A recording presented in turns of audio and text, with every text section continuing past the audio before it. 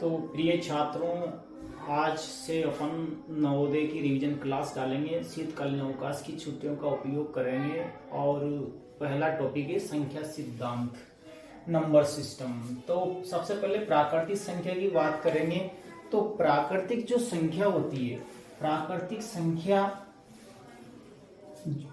प्राकृतिक मतलब व्यवहार में हम कहाँ से स्टार्ट करते हैं? एक से करते हैं। तो कहने का मतलब किसी भी संख्या को अगर काउंट करते हैं तो हम 1 से स्टार्ट करते हैं। तो प्राकृतिक संख्या कहाँ से स्टार्ट होगी? 1 से। ये ध्यान रखना, 1 से लेकर के ये कहाँ तक चलती है? अनंत तक। कहाँ तक? अनंत तक। ठीक है, 1 से लेकर के ये अनंत तक चलती है। ठीक, आ गया समझ में? इसके बाद में है सम संख्या। सम संख्या की बात करें तो सम संख्या वे संख्याएं होती है जिनमें इकाई का अंक 0, 2, 4, 6, 8 हो। जिनमें इकाई का अंक क्या हो? 0, 2, 4, 6, 8 हो, वो सम संख्याएं कहलाएगी। ठीक है, इसके बाद में विषम संख्या, यानी कि सम संख्या की ऑपोजिट, ठीक है, विपरीत होती है, जिसमें इकाई का अंक क्या हो? जिसमें इकाई का अंक 1, 3, 5, 7, 9 हो, वे संख्याएं विषम संख्याएं कहलाती है। ठीक है, इसके बाद में पूर्ण संख्याएं। पूर्ण संख्याएं किन्हें कहते हैं? पूर्ण संख्याएं 0 से प्रारंभ होती है। कहां से प्रारंभ होती है? 0 से प्रारंभ होकर के ये अनंत तक चलती है।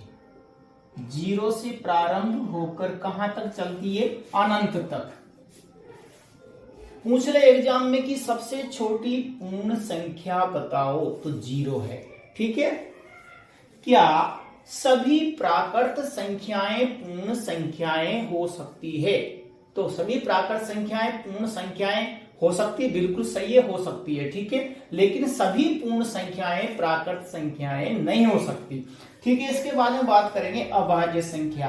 अभाज्य संख्या यानी कि एक से अधिक वे संख्याएं जो जिसमें मतलब किसी भी संख्या का भाग नहीं जाए, केवल उसी का ही जाए, है ना। एक से अधिक वे संख्याएं जो एक से अधिक हो, एक से अधिक वे संख्याएं जो किसी भी संख्या से विभाजित न हो, केवल स्वयं के अलावा।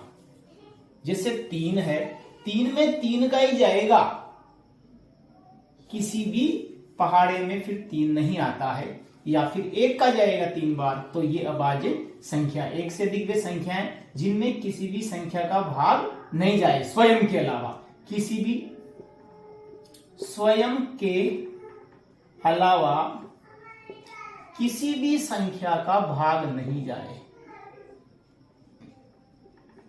किसी भी संख्या से विभाजित ना हो, विभाजित न हो, तो वो क्या कहलाएगी? अभाज्य संख्या। ठीक है, इसके बाद में अगला सवाल हमारे परीक्षा में पूछा जा सकता है कि एक अंक की सबसे छोटी संख्या, एक अंक की सबसे छोटी संख्या। तो एक अंक की सबसे छोटी संख्या क्या होगी? 1। और अगर पूछ ले कि दो अंकों की सबसे छोटी संख्या, तो 2 अंकों की सबसे छोटी संख्या लिखने के लिए अपने को एक 2 बार नहीं लिखने, नहीं तो आप लोग लिख दें, ऐसा नहीं है। अपने को 1 तो लिखना ही है, उसके बाद में अपने को 2 अंक बनाने के लिए क्या लिखना है? 0। ठीक है, 2 अंकों की सबसे छोटी संख्या क्या होगी? जैसे 9 है, 1 अंक है, लेकिन 9 के बाद जैसे 10 आ गया, तो जो सबसे पहले आया वो छोटा है। ठीक है, तो यहां पर 2 अंकों में हमारे सामने 10 निकल के आ रहा है और 10 2 अंकों की सबसे छोटी संख्या है। इसके बाद में बात करेंगे एक अंक की सबसे बड़ी संख्या, सबसे बड़ी संख्या। अब एक अंक की सबसे बड़ी संख्या क्या होगी? अपन ने एक बोला, 2 3 4 5 6 7 8 9, 9 लास्ट अंक कौन सा है एक अंक में? 9। तो 9 एक अंक की सबसे बड़ी संख्या होगी। ठीक है, इसके बाद में बात करेंगे दो अंकों की सबसे बड़ी संख्या, दो अंकों की सबसे बड़ी संख्या। अब इसमें दो अंकों की सबसे बड़ी संख्या लिखनी हो तो अपने को 9 दो बार लिखने हैं। अगर 3 अंकों की सबसे बड़ी संख्या पूछे तो 3 बार 9 लिखना है। 4 अंकों की सबसे बड़ी संख्या पूछे तो 4 बार 9 लिखना है। समझ में आ गया? जितने अंकों की पूछे उतनी बार क्या लिखना है? 9 पूछना। अगर छोटी पूछे, 3 अंकों की छोटी पूछे तो एक तो है ही सही और 2 जीरो लगा देंगे तो 3 अंक हो जाएंगे। तो ये बात आप लोगों को समझ में आ गई। इस प्रकार से अपने परीक्षा में प्रश्न आता है। ठीक है, और प्रश्न क्या हो सकता है भाई? प्रश्न ये हो सकता है कि सबसे छोटी प्राकृत संख्या बताओ। है ना, मैं फिर बता रहा हूं आपको कि सबसे छोटी प्राकृत संख्या, सबसे छोटी प्राकृत संख्या अगर पूछ ले परीक्षा में, इस तरह के प्रश्न आते हैं कि सबसे छोटी प्राकृत संख्या है निम्न में से कौन सी है? तो प्राकृत का मतलब मैंने बताया था, जो हम काउंटिंग स्टार्ट करते हैं, कोई भी चीज को गिनते हैं तो हम कहां से शुरू करते हैं? 1 से। तो सबसे छोटी प्राकृत संख्या क्या है? 1 है। ठीक है, अगर यूं पूछ लिया जाए कि सबसे छोटी पूर्ण संख्या क्या है तो 0। समझ में आ गया? ना, सबसे छोटी सम संख्या क्या है? 2। सबसे छोटी विषम संख्या क्या है? 1। तो आपको समझ में आ गया होगा मेरे हिसाब से। ठीक है, आ गया समझ में? और एक इंपॉर्टेंट और है कि आपसे पूछ लिया जाए कि सबसे छोटी अभाज्य संख्या, सबसे छोटी अभाज्य संख्या। इसमें बच्चे क्या करके आते हैं? इसमें 1 लिख के आते हैं। भाई 1 नहीं है, सबसे छोटी अभाज्य संख्या क्या है? 2 है।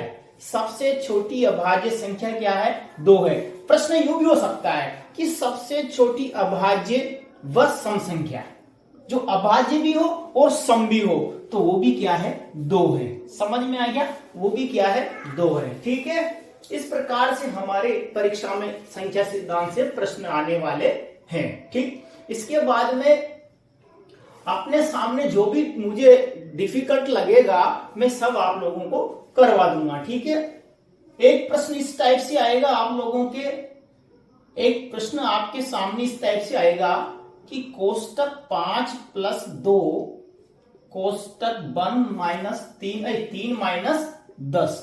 ठीक है, अब इसको अपने को हल करना है। तो हल करने के लिए सबसे पहले अपने को क्या हल करना होता है? सबसे पहले अपने को कोष्टक हल करना है। तो कोष्टक हल करेंगे प्यारे बच्चों, तो अपने को 5 और 2 जोड़ेंगे तो कितने हो जाएंगे? 7। कोष्टक बंद कर दिया, इसके बाद में 3 लिख दिया, माइनस कितना है? 10। ठीक, फिर यहां बराबर का चिन्ह लगाएंगे। अब हम क्या करेंगे? कोष्टक को हटा देंगे। जैसे अपन ने कोष्टक हटा दिया, ये कोष्टक जैसे हटेगा काय में बदल जाएगा? इनटू में, गुणा के चिन्ह में। तो गुणा में बदल गया तो 7 × 3 हो गया, और माइनस कितना है? 10 के 10 लिख दिया अपन ने। यहां तक समझ में आ गया? इसके बाद में अपने को भागु जोग से करना है। जैसे पहले ही बता दिया मैंने वीडियो में आप लोगों को, भागु जोग, भाग, गुणा, जोड़ और घटाओ। तो यहां भाग है नहीं, गुणा है, तो पहले गुणा करेंगे। 7 और 3 को गुणा करेंगे तो 7 × 21 हो गए। ठीक है, 21 माइनस कितना है? 10। अब जोड़ नहीं है तो घटाएंगे। फिर 21 में से 10 गए तो हमारे सामने आंसर क्या निकल के आ रहा? 11। तो इस टाइप के सवाल भी गाइस आपकी परीक्षा में आने वाले हैं। तो ठीक है, अगला सवाल देखो।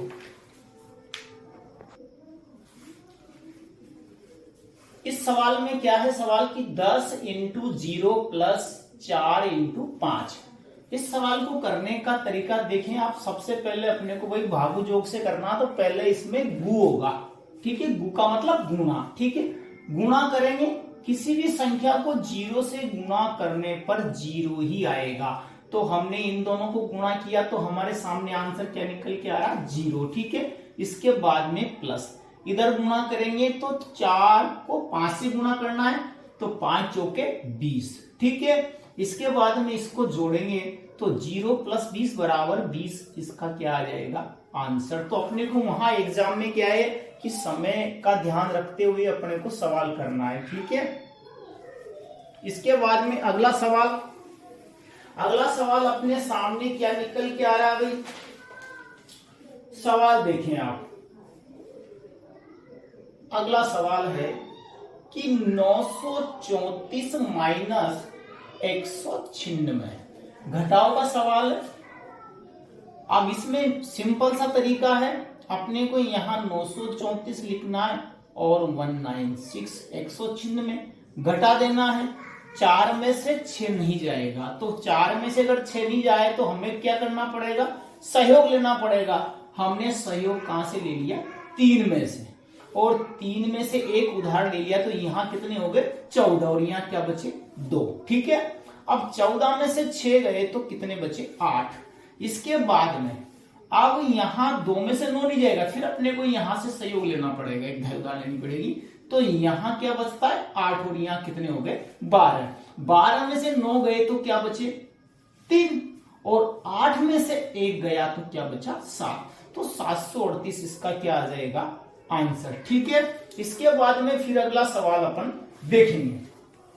अगला सवाल अपने सामने निकल के आ रहा है गुणा से। 862 को अपने को 7 से गुणा करना है, ठीक है।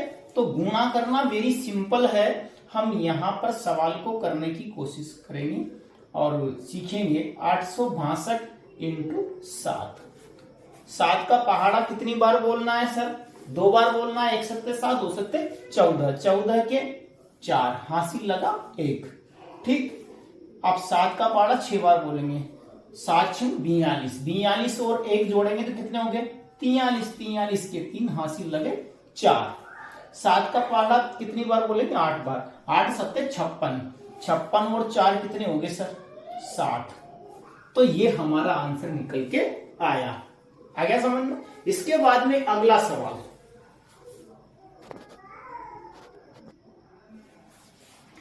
हमारा 5वां सवाल है 2/5 × 15 + 1/2 × 6। इसी को अपने को हल करना है, बिल्कुल आसान तरीके से अपने को सीखना है। लेकिन अपने चैनल को सब्सक्राइब जरूर करें और अधिक से अधिक हम वीडियो को शेयर करें, लाइक करें। देखिए 2/5, ठीक है। अपने को वही भागु जोग से कर रहे हैं, वैसे करने में सबसे पहले गुणा वाला होगा, ठीक है, क्योंकि कटने वाला है ही नहीं है। तो 2/5 यही कर लेते, चलो ठीक। इसको इससे काटेंगे क्योंकि ये हमेशा अंश होता है, जिसके नीचे बटा का चिन्ह नहीं है ना, वो क्या है अंश होता है। तो 5 को 15 से 15 काट, मतलब 15 जो है 5 से कितनी बार कटेगा 3 बार। 1 पंजे 5, 2 पंजे 3 पंजे 15, 3 बार कट गया, ठीक है। और ये इधर कितनी बार कट रहा है सर 3 बार। अब अपने को क्या करना है, अब यहां 2 × 3, तो 3 को 2 से गुणा करने पर हमारे सामने निकल के आ रहा है 6, ठीक है। और प्लस की जगह प्लस, 3 को फिर 1 से गुणा करने पर हमारे सामने निकल के आया 3। अब इसी को प्लस करना, तो 6 और 3 कितने हो गए 9। ये हमारे क्या आ गया आंसर, ठीक। इसके बाद में नेक्स्ट जो सवाल हमारे सामने आ रहा है वो सवाल है 6ठे नंबर वाला। 6ठे नंबर वाला सवाल क्या है कि 1 + 4, कोष्टक बंद कर दिया, माइनस इधर 15 कर दिया, ठीक है। अब देखो इसमें बिल्कुल वैसे जैसे पहले करा था अपन ने सवाल, कि उसमें अपन ने पहले याद रहा कोष्टक खोल किया था, यहां भी हम कोष्टक हल करने वाले हैं। तो 1 और 4 कितने हो गए 5, कोष्टक बन 5 - 15, ठीक। इसके बाद में अपने को कोष्टक हटाना है, तो कोष्टक जैसे हट जाएगा कहीं बदलता है, बताया था गुणा में, ठीक है। और -15। इसके बाद में हमें क्या करना है, गुना करना है, भागु जोग से कर रहे हैं तो गुना करेंगे तो 5 पंजे कितने होंगे 25 -15। ठीक, क्योंकि इसको हल किया, अब अपने को क्या करना है, घटाना है। तो घटाने के बाद में कितने हमारे सामने निकल के आ रहा आंसर 10। ये हमारा आंसर है। इसके बाद में अगले सवाल देखिए प्यारे बच्चों, इस सवाल में 7वें में 10 से 20 तक कितनी ऋण संख्याएं होंगी। सबसे पहले अपने को ऋण संख्याएं क्या होती है, ऋण संख्याएं होती है अभाज्य संख्याएं। ठीक है, और अभाज्य संख्याओं के बारे में बताया था मैंने आप लोगों को फर्स्ट वीडियो में कि अभाज्य संख्याएं जिसमें एक से अधिक वो संख्याएं जिनमें स्वयं से विभाजित हो और किसी संख्या से विभाजित न हो। तो बात करेंगे यहाँ 10 से 20 के बीच में कितनी अभाज्य संख्या वो लिखेंगे। 10 के बाद चलते हैं 11 अभाज्य संख्या है, बिल्कुल है। इसके बाद में 12 अभाज्य संख्या नहीं है गुरुजी, उसमें 2 का भी जा रहा है और 5 का भी जा रहा है, 4 का भी जा रहा है, तो जा रहा है एक से अधिक, तो फिर ये नहीं है। इसके बाद में 13 की बात करेंगे, 13 अभाज्य संख्या है गुरुजी, केवल 13 के पहाड़े में आता है। इसके बाद में 14 अभाज्य संख्या नहीं है। अभाज्य संख्या मतलब क्या बताया था, ऋण संख्या है। ठीक है, तो कंफ्यूज नहीं होना परीक्षा में। 14 नहीं है, 15 भी नहीं है ना। इसके बाद में 16 भी नहीं है अभाज्य संख्या। 17 अभाज्य संख्या है क्योंकि 17 के पहाड़े में आता है। ठीक है, और किसी का भी भाग इसमें नहीं जाता। 18 नहीं है। 19 अभाज्य संख्या है, बाकी 20 तो है ही नहीं। तो अपन ने 10 से और 20 के बीच में जो ऋण संख्या है यानी जो अभाज्य संख्या है उनकी संख्या कितनी है, तो हमारा आंसर हो जाएगा 1 2 3 4, 4 संख्याएं, ये हमारा आंसर हो जाएगा। इसके बाद में नेक्स्ट जो 8वां सवाल हमारे सामने निकल के आ रहा है वो है 8वां जो सवाल है, 19 को कितनी बार जोड़े कि योग 114 हो। बहुत सीधा सवाल है भाई। अगर कभी भी एग्जाम में इस टाइप का सवाल आ जाए ना तो अपने को कितनी बार जोड़े, तो जोड़ने की बात कर रहा है उसको कि कितनी बार जोड़े, तो ये समझ लीजिए कि अपने को 114 जो है उसमें 19 का क्या देना है, भाग देना है। ठीक है, या फिर 19 का पहाड़ा बोल के देख लो, तो जैसे आपको उचित लगे। तो मैंने पहाड़ा बोला 6 19 114, 6 बार बोलने पर मुझे कितना प्राप्त हो गया 114। तो यहां पर 6 बार जोड़ना है अपने को। कितनी बार जोड़ना है, 6 बार। आंसर आ गया अपना। ठीक है, इसके बाद में सवाल नंबर अगला जो लेके आ रहे हैं वो है, और गाइस एक बात का और ध्यान रखें आप कि ये जो क्लास है बहुत ही इंपॉर्टेंट क्लास है 18 जनवरी वाले एग्जाम के लिए, और इसके बाद वाला जो एग्जाम आ रहा अपने नवोदय का एंट्रेंस एग्जाम, रीट, सभी प्रकार के एग्जाम के लिए, लेवल 1 के लिए भी इंपॉर्टेंट है। इसलिए प्लीज हमारे चैनल को सब्सक्राइब करें, लाइक करें और अधिक से अधिक शेयर करें। Thank you. देखिए प्यारे बच्चों, 9वां सवाल जो है वो है अपने सामने कि 6,66,666 का योग है। अपने से पूछ रहा है कि योग क्या होगा इनका। तो इस टाइप के सवाल को करने का बिल्कुल शानदार तरीका मैं आपके सामने ला रहा हूं। जब भी एक जैसे अंक इस क्रम में आ जाए, एक फिर ये 2 बार है और ये 3 बार है, लेकिन अंक का रिपीटेशन हो रहा है, मतलब बार बार है ना, इसका बार बार आ रहा है ये अंक, है ना। तो अपने को क्या करना है, एक क्रम में आ रहा है, एक बार आया फिर 2 बार फिर 3 बार। तो इसको करने का सबसे शॉर्ट तरीका क्या है कि योग करने में टाइम लगेगा, तो टाइम नहीं लगा के अपन क्या करना है, जो कॉमन अंक है इसमें कॉमन अंक क्या है 6। ठीक है, कॉमन अंक अपन ने ले लिया कोष्टक के बाहर। इसके बाद में यहां पर अंक की संख्या कितनी है सर, 1 है। ठीक है, उसके बाद में इसमें कितने अंक है सर, 2 है। इसमें कितने अंक है सर, इसमें 3 है, और कोष्टक बंद कर दिया। अब जैसे हम क्या करते हैं, कोष्टक को हटाते हैं तो कोष्टक किस में बदलता है, गुरुजी ने बताया था कि सर यहां पर गुणा में बदल जाएगा, और हमने इसको गुणा में बदल दिया। अब हम अपने को क्या करना है, 6 को 3 से गुणा करना, 6 की 18, 18 के तो 8 हो गए, हासिल लगा 1, 1 6 2 12, 12 और 1 कितने हो गए 13 के 3 हासिल लगा 1। एक छिंग छिंग 6 और 1 कितने हो गए 7, यानी कि इनका जो योग है वो कितना आएगा 738। तो ये तरीका आप लोगों को जरूर पसंद आएगा। इसके बाद में नेक्स्ट जो सवाल है वो देखिए आप। तो ये सवाल देख रहे हो आप, 10वां सवाल है। इसको वही भागु जोक से करेंगे। सबसे पहले भाग होगा, तो करने का तरीका क्या है, 4 + 44 प्लस अपन ने यहां पर इसका भाग कर लिया तो कितनी बार कटेगा ये 2 से, 2 बार, फिर 2 बार, फिर 2 बार, तो हमारे सामने निकल के आया 222। फिर इसी को अपने को क्या करना है, जोड़ना है। तो जोड़ लेते हैं, 4 और 4 कितने हो गए 8, 8 और 2 कितने हो गए 10 की 0 हासिल लगा 1, ठीक। इसके बाद में 4 और 2 कितने हो गए 6, 6 में 1 जोड़ा तो कितने हो गए 7। अब अपने पास क्या बचा, कुछ नहीं बचा, सब पे निशान लग रहा, लेकिन केवल 2 बच रहा है, तो 2 अपने लिख दिया, 270 इसका क्या आ गया आंसर, ठीक। इसके बाद में 11वां सवाल।